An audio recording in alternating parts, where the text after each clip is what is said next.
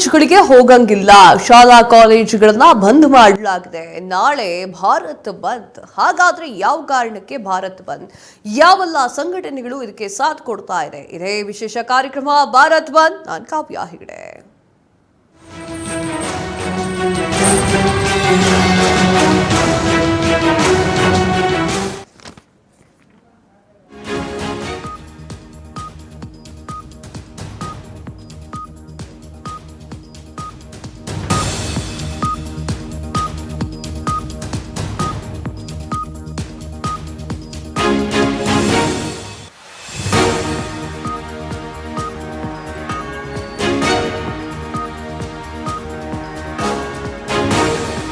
ಬಂದ್ ಬಂದ್ ಬಂದ್. ನಾಳೆ ಭಾರತ್ ಬಂದ್ಗೆ ಕರೆ. ನಾಳೆ ದೇಶದಾದ್ಯಂತ ಮುಷ್ಕರ ನಡೆಸಲಿಕ್ಕೆ ಪ್ಲಾನ್. ರೈತ ಸಂಘಟನೆ, ಕಾರ್ಮಿಕ ಸಂಘಟನೆಯಿಂದ ಬಂದ್. ಬೀದಿಗಿಳಿದು ಪ್ರತಿಭಟನೆ ಮಾಡಲಿರುವಂತಹ ಹೋರಾಟಗಾರರು. ಕೇಂದ್ರ ಸರ್ಕಾರಕ್ಕೆ ಬಿಸಿ ಮುಟ್ಟಿಸಲಿಕ್ಕೆ ಭಾರತ್ ಬಂದ್. ಭಾರತ ಬಂದ್ಗೆ ಹಲವು ಸಂಘಟನೆಗಳ ಸಾಥ್. ಮುಷ್ಕರ ನಡೆಸ್ತಾ ಇರೋದು ಯಾಕೆ, ಯಾರು, ಎಲ್ಲಿ ಗೊತ್ತಾ? ಇದೇ ಈ ಹೊತ್ತಿನ ವಿಶೇಷ ಕಾರ್ಯಕ್ರಮ. ಎಸ್ ವೀಕ್ಷಕರೇ, ನಾಳೆ ಭಾರತಾದ್ಯಂತ ಬಂದ್ ಆಗಿದೆ. ಏನಕ್ಕೆ, ಯಾವ ಕಾರಣಕ್ಕೆ ದೇಶಾದ್ಯಂತ ನಾಳೆ ಭಾರತ್ ಬಂದ್ 12ನೇ ತಾರೀಕು ಕರೆ ನೀಡಲಾಗಿದೆ. ಅಖಿಲ ಭಾರತ ಕಾರ್ಮಿಕರ ಸಂಘಟನೆಯ ಒಕ್ಕೂಟದಿಂದ ನೀಡಲಾಗಿದ್ದಂತಹ ಕರೆ. ಕೇಂದ್ರ ಸರ್ಕಾರದ ಕೃಷಿ ಈ ಒಂದು ಆರ್ಥಿಕ ಮತ್ತು ಕಾರ್ಮಿಕ ನೀತಿಗಳನ್ನು ವಿರೋಧಿಸಿ ಮುಷ್ಕರವನ್ನ ನಡೆಸಲಿದೆ. ಸಿಐಟಿಯು, ಎಐಟಿಯುಸಿ, INTUC ಹಾಗೂ HMS, AICCTU, LPF, UTUC ಸೇರಿದಂತೆ 10 ಕೇಂದ್ರ ಕಾರ್ಮಿಕರ ಸಂಘಗಳು ಈ ಒಂದು ಮುಷ್ಕರಕ್ಕೆ ಕರೆಯನ್ನ ನೀಡಿದೆ. ಇನ್ನು ಅಷ್ಟಕ್ಕೂ ಭಾರತ್ ಬಂದ್ ಕಾರಣ ಏನು, ಕಾರ್ಮಿಕರ ಪ್ರಮುಖ ಬೇಡಿಕೆಗಳೇನು ಅಂತ ನೋಡುವುದಾದ್ರೆ ಸಾಕಷ್ಟು ವಿಚಾರಗಳನ್ನ ಕಾರ್ಮಿಕರಿಟ್ಟಿದ್ದಾರೆ. ಕೇಂದ್ರ ಸರ್ಕಾರದ ವಿರುದ್ಧ ಘೋಷಣೆಯನ್ನ ಕೂಗಲಿಕ್ಕೆ ಎಲ್ಲವೂ ಕೂಡ ರೆಡಿ ಮಾಡಿಕೊಳ್ಳಲಾಗಿದೆ. ಇನ್ನು ನಾಳೆ ಮುಷ್ಕರದ ಹಿನ್ನೆಲೆಯಲ್ಲಿ ಕರ್ನಾಟಕದಲ್ಲಿ ಜಂಟಿ ಕ್ರಿಯಾ ಸಮಿತಿಯ ಇಂದ ನಗರದಲ್ಲಿ ಬೃಹತ್ ಪ್ರತಿಭಟನೆಗೆ ಸಿದ್ಧತೆಯನ್ನು ನಡೆಸಿಕೊಳ್ಳಲಾಗಿದೆ. ಕಾರ್ಮಿಕ ಸಂಘಟನೆಗಳು ಈಗಾಗಲೇ ಕರ್ನಾಟಕ ಕಾರ್ಮಿಕ ಇಲಾಖೆ ನೋಟಿಸ್ ಅನ್ನು ನೀಡಿದೆ. ಇವತ್ತು ವಿಧಾನಸೌಧದಲ್ಲಿ ಕಾರ್ಮಿಕ ಸಚಿವರು ಕಾರ್ಮಿಕ ಸಂಘಗಳೊಂದಿಗೆ ಸಭೆಯನ್ನ ನಡೆಸಿದ್ದಾರೆ. ಸಭೆಯಲ್ಲಿ ಕಾರ್ಮಿಕರ ಬೇಡಿಕೆಯನ್ನ ಈಡೇರಿಸುವಂತಹ ನಿಟ್ಟಿನಲ್ಲಿ ಪರಿಹಾರವನ್ನ ಕಂಡುಕೊಳ್ಳುವಂತಹ ಯತ್ನ ನಡೆಸಿದೆ. ಕಾರ್ಮಿಕರನ್ನ ಮನವೊಲಿಸುವಂತಹ ಪ್ರಯತ್ನವನ್ನ ಮಾಡಲಾಗಿದೆ. ಆದರೆ ಮುಷ್ಕರ ನಡೆಸ್ತೇವೆ ಅಂತ ಹೇಳಿ ಸಂಘಟನೆಗಳು ಹೇಳಿ ಈ ಒಂದು ಕಾರಣಕ್ಕಾಗಿ ಅಖಿಲ ಭಾರತ ಮಟ್ಟದಲ್ಲಿ ಕರೆಯನ್ನ ನೀಡಲಾಗಿದೆ. ಮುಷ್ಕರದಿಂದ ಬೀಳುವಂತಹ ಪರಿಣಾಮಗಳ ಸಂಖ್ಯೆಯೂ ಕೂಡ ಜಾಸ್ತಿ ಆಗಿದೆ. ಮುಷ್ಕರಕ್ಕೆ ಯಾರೆಲ್ಲ ಸಾಥ್ ನೀಡ್ತಾರೆ ಅನ್ನೋದನ್ನ ಮುಂದಿನ ದಿನಗಳಲ್ಲಿ ಕಾದು ನೋಡಬೇಕಾಗಿದೆ. ಫೆಬ್ರವರಿ 12ರಂದು ವಾರ್ತಾ ಬಂದ್ ಇದೆ. ಬ್ಯಾಂಕ್ಗಳೆಲ್ಲ ಏನೆಲ್ಲ ಇರುತ್ತೆ ಅಂತ ನೋಡೋದಾದ್ರೆ ಶಾಲಾ ಮತ್ತು ಕಾಲೇಜುಗಳ ಬಂದಿರುತ್ತೆ. ಸಾರಿಗೆ ಮತ್ತು ಬ್ಯಾಂಕಿಂಗ್ ಸೇವೆಗಳು ಕೂಡ ಲಭ್ಯವಿರೋದಿಲ್ಲ. ಆಸ್ಪತ್ರೆ ಮತ್ತು ಆಂಬ್ಯುಲೆನ್ಸ್ ಸೇವೆಗಳು ಮಾತ್ರ ಲಭ್ಯವಿರುತ್ತೆ. ವಿಮಾನ ನಿಲ್ದಾಣಗಳು ಎಂದಿನಂತೆ ಕಾರ್ಯವನ್ನು ನಿರ್ವಹಿಸುತ್ತೆ. ATM ಹಾಗೂ ಆನ್ಲೈನ್ ಬ್ಯಾಂಕಿಂಗ್ ಸೇವೆಯನ್ನು ಸಲ್ಲಿಸುತ್ತೆ. ದಯವಿಟ್ಟು ಮುಷ್ಕರ ಮಾಡುವಂತಹ ಸಮಯದಲ್ಲಿ ಶಾಲಾ ಕಾಲೇಜುಗಳು ಬಂದಾಗಿರುತ್ತೆ. ಸಾರಿಗೆ ಮತ್ತು ಬ್ಯಾಂಕಿಂಗ್ ಸೇವೆಗಳು ಕೂಡ ಬಂದಾಗಿರುತ್ತೆ. ಕಾರ್ಮಿಕ ಸಂಘಟನೆಗಳು 12ರಂದು ಭಾರತದಾದ್ಯಂತ ಮುಷ್ಕರವನ್ನು ಮಾಡುತ್ತಾರೆ.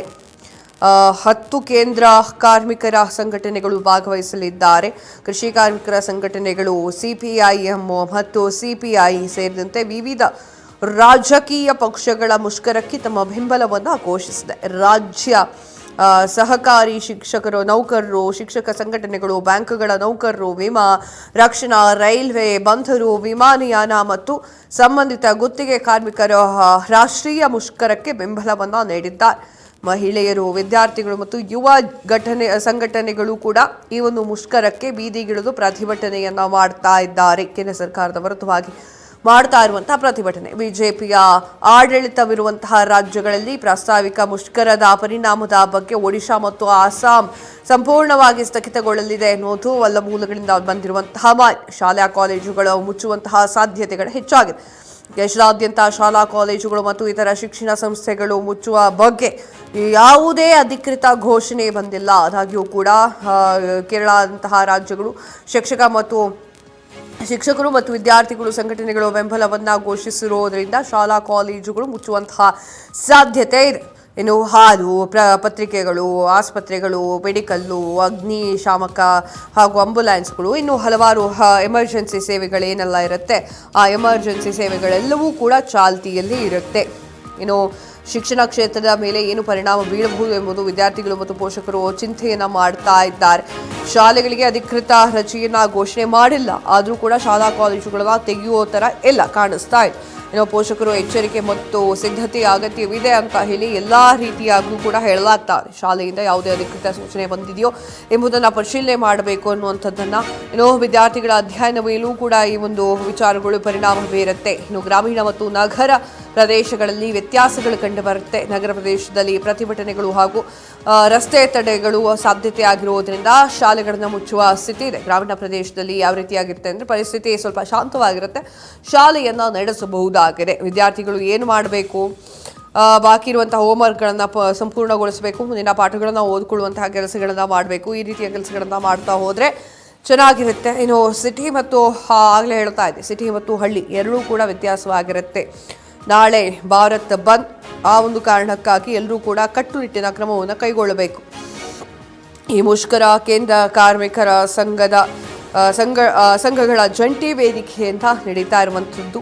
INTUC, AITUC, HMS, CITU, AIUTCU ಹಾಗೂ TUCC, SEWA, AICCTU and LPF ಹಾಗೂ UTUC ಈ ಒಂದು ಸೇರಿದಂತೆ 10 ಕೇಂದ್ರ ಕಾರ್ಮಿಕ ಸಂಘಗಳು ಕರೆಯನ್ನ ನೀಡಿದೆ. ರೈತ ಸಂಘಟನೆಗಳಾಗಿರುವಂತಹ ಸಂಯುಕ್ತ ಕಿಸಾನ್ ಮೋರ್ಚಾ ಮತ್ತು ಅಖಿಲ ಭಾರತ ಕಿಸಾನ್ ಸಭಾ ಸಂಪೂರ್ಣವಾಗಿ ಬೆಂಬಲವನ್ನು ನೀಡ್ತಾ ಇದೆ. ಇನ್ನು ಮುಷ್ಕರಕ್ಕೆ ಮುಖ್ಯ ಕಾರಣ ಏನು ಅನ್ನೋದನ್ನ ಒಂದೊಂದೇ ಪಾಯಿಂಟ್ ಆಗಿ ನೋಡ್ತಾ ಹೋಗೋಣ.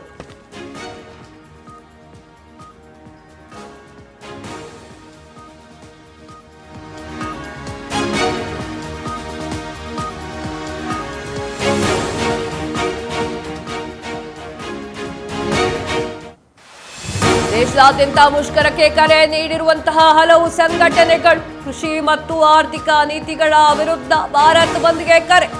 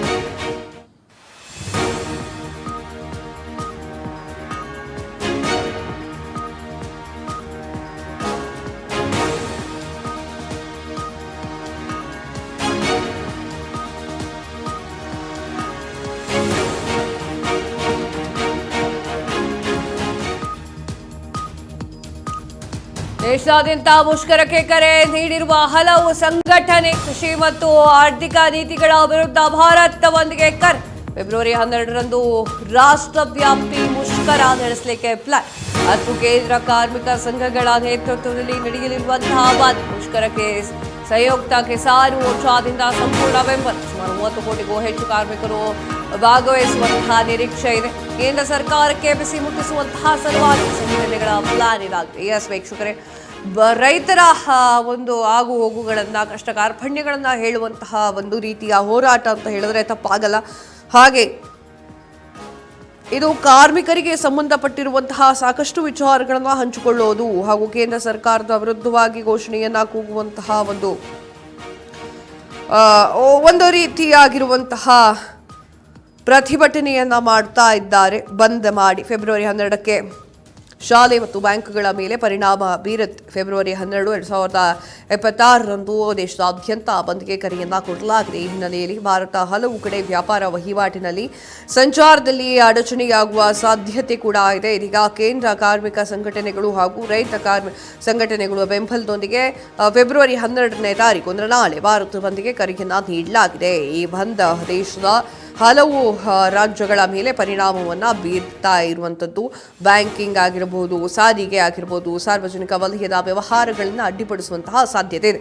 ಭಾರತ ಹಾಗೂ ಅಮೆರಿಕ ವ್ಯಾಪಾರ ಒಪ್ಪಂದದಿಂದ ರೈತರು ಆಕ್ರೋಶವನ್ನು ಹೊರಹಾಕ್ತಾ ಇದ್ದಾರೆ. ಹಿನ್ನೆಲೆಯಲ್ಲಿ ದೇಶವ್ಯಾಪಿ ಮುಷ್ಕರಕ್ಕೆ ಕರೆಯನ್ನ ನೀಡಲಾಗಿದೆ. CITU, AITUC ಇನ್ನು ಸಾಕಷ್ಟು 10 ಕೇಂದ್ರ ಕಾರ್ಮಿಕರ ಸಂಘಟನೆ ಜಂಟಿ ಈ ಒಂದು ವೇದಿಕೆಗೆ ಬಂದ್ ಕರೆಯನ್ನು ನೀಡಲಾಗಿದೆ. ಕಳೆದ ವರ್ಷ ಜಾರಿಗೆ ಬಂದಿರುವಂತಹ 4 ಹೊಸ ಕಾರ್ಮಿಕ ಸಂಹಿತೆಯನ್ನು ವಿರೋಧಿಸಿ ಈ ಒಂದು ಬಂದ್ ಮಾಡಲಾಗ್ತಾ ಇದು ಕಾರ್ಮಿಕರ ಹಕ್ಕುಗಳನ್ನು ದುರ್ಬಲಗೊಳಿಸಿ ಉದ್ಯೋಗ ಭದ್ರತೆಯನ್ನು ಕುಗ್ಗಿಸಿ ವಜಾಗೊಳಿಸಿಕೊಳ್ಳುವಂತಹ ಸುಲಭಿಸುತ್ತದೆ ಅಂತ ಹೇಳಿ ಆರೋಪವನ್ನು ಮಾಡ್ತಾ ಇದ್ದಾರೆ. ರೈತರಿಗೆ ಸಂಬಂಧಿಸಿರುವಂತಹ ನೀತಿಗಳು ಭಾರತ ಹಾಗೂ ಅಮೆರಿಕ ನಡುವಿನ ವ್ಯಾಪಾರ ಒಪ್ಪಂದ ವಿರೋಧ, ಸಸ್ಯ ಆಮದು ಹೆಚ್ಚಾಗಿದೆ, ಸ್ಥಳೀಯ ಬೆಲೆಗಳು ಕುಸಿತಾ ಇದೆ, ಇದರಿಂದ ರೈತರು ಆದಾಯಕ್ಕೂ ಕೂಡ ಹಾನಿ ಆಗ್ತಾ ಇದೆ ಅಂತ ಹೇಳಿ ಆತಂಕವನ್ನು ಹೊರಹಾಕಿದ್ದಾರೆ. ರೈತರು ಆಕ್ರೋಶವನ್ನು ಹೊರಹಾಕ್ತಾ ಇದ್ದಾರೆ.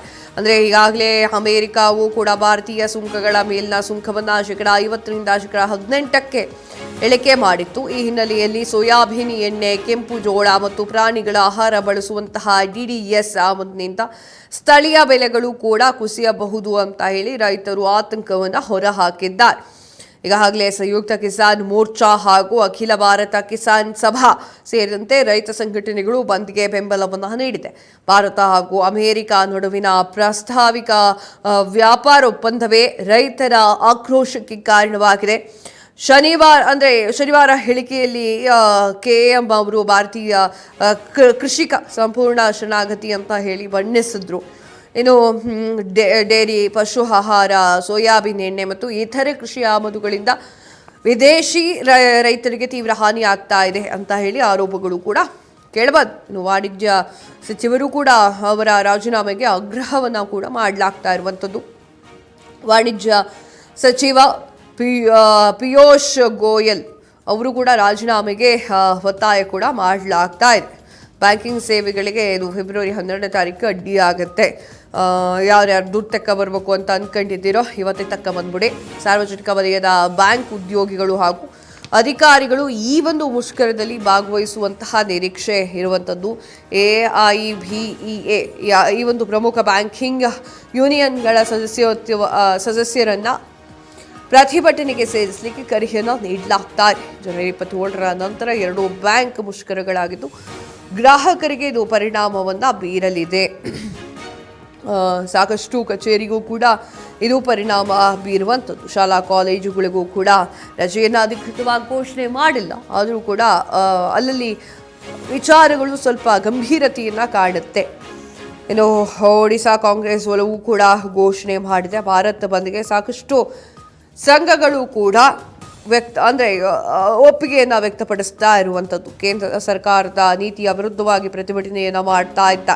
ಮುಷ್ಕರದ ಮುಖ್ಯ ಉದ್ದೇಶ ಏನು ಅಂತಂದರೆ ಖಾಸಗೀಕರಣ ವಿರೋಧವನ್ನು ಮಾಡೋದು, ಒತ್ತಿಗೆ ತಿದ್ದುಪಡಿ ನಿಲ್ಲಿಸೋದು, 4 ಕಾರ್ಮಿಕ ಸಂಹಿತೆಗಳ ರದ್ದುಪಡಿ ಮಾಡೋದು, EMG-NREGA ಪ್ರಾಸ್ತಾವಿಕ ಬದಲಾವಣೆಗೆ ವಿರೋಧವನ್ನು ವ್ಯಕ್ತಪಡಿಸ್ತಾ ಇದ್ದಾರೆ. ಇನ್ನು ಸಾಕಷ್ಟಿದೆ, ನೋಡ್ತಾ ಹೋಗೋಣ.